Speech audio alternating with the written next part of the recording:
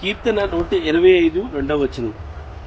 యెరూషలేము చుట్టూ పర్వతాలు ఉన్నట్టు యెహోవా ఇది మొదలుకొని నిత్యము తన ప్రజల చుట్టూ ఉండును.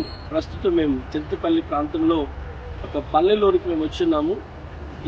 ఇక ఉన్నటువంటి గ్రామం చుట్టూ కూడా చక్కగా కొండలు ఉన్నాయి. ఇవి దేన్ని మనకు సూచిస్తూ ఉన్నాయంటే, వాక్యంలో చూసినట్లుగా యెరూషలేము చుట్టూ కూడా పర్వతములు ఉన్నట్టుగానే యెహోవా ఇది మొదలుకొని నిత్యము తన ప్రజల చుట్టూ ఉండును.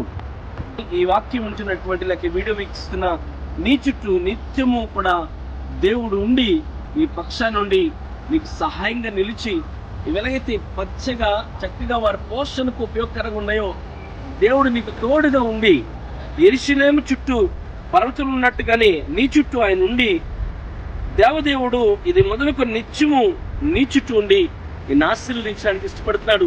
అట్టి కృప నీకు దయచేయాలని ఆశపడుతున్నాను. Thank you. God bless.